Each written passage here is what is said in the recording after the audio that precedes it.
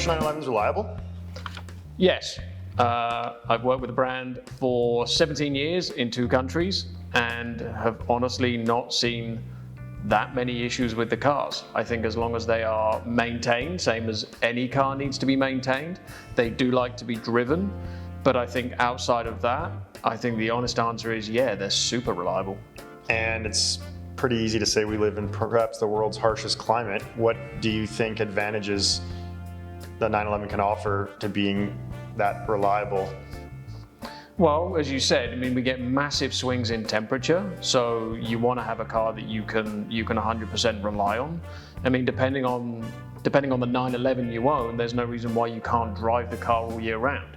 Porsche offer their Camp 4 driving courses, which I think take place near the Arctic Circle, so clearly they're confident that the car is going to work in some of the world's harshest conditions. So, Okay. you know, I don't think the conditions that we live in Calgary should put people off driving their cars if you know, at the end of the day, if you have winter tires and you've got a 4-wheel drive it all year round. All right. Who owns Porsche currently, and what are your thoughts about splitting off from the current owner and the Rimac Bugatti deal? That's a big question. So Porsche are part of the Volkswagen Audi group. That's what I thought. What are your thoughts about splitting off from the VW group and being a part of the Rimac Bugatti deal? Well, I don't necessarily think it's a bad thing. At the end of the day, Bugatti is very much a halo brand. It's only accessible to the few. And as a halo brand, it will naturally attract people to the Porsche brand. I think the fact that the 2 companies are working together, I think, speaks volumes about Bugatti's respect for the Porsche brand. Okay. And when you look at Rimac and you look at what Rimac have done in terms of electrification in such a short period of time, they're clearly going to be one of the leaders in electrification of vehicles. They already are. So Yeah, the hype is real. Like, huge. the cars are amazing, and so to have that partnership and forge it early, because I'm sure there are other companies that probably would have wanted that relationship, I think is huge for us. okay. Next question. When will we see the new Macan being I'm going to split that question, the 2022 facelifted Macan, as well as the much anticipated electric Macan? Model year 2022s did get pushed back ever so slightly, so typically they would start production in September, but this year we won't see production start until November for model year 2022, which means we'll see our first cars arriving with us probably around early February. Okay. And the electric? Electric, it is rumored that the car will be with us in 2023. Okay. We don't have any firm details in terms of release date, but that's certainly what it's leaning towards is a 2023.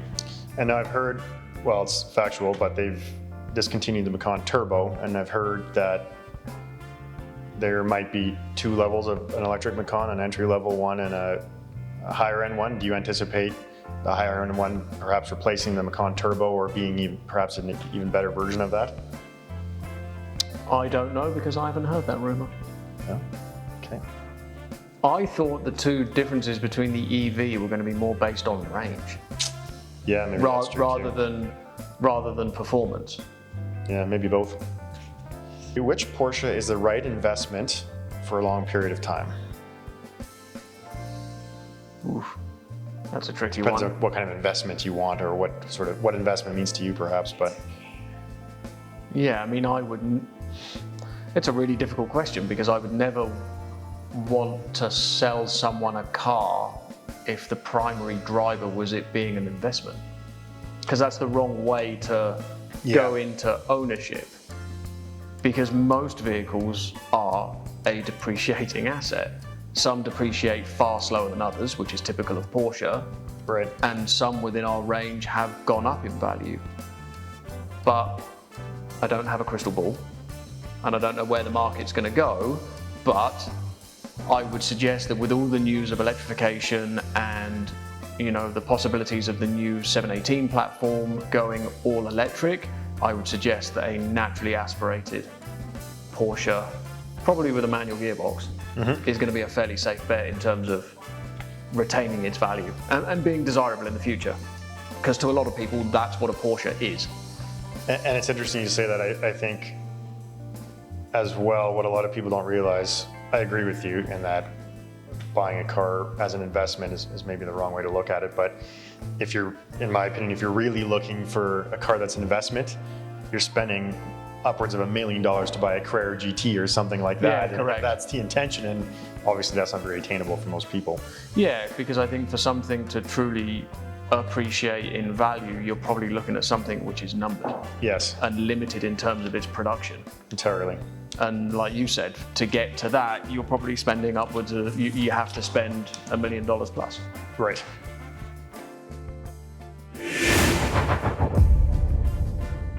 We talk about the precious supply of microprocessors. Oh, he does do a good one. Hello. The microprocessors, my precious. Oh, come on.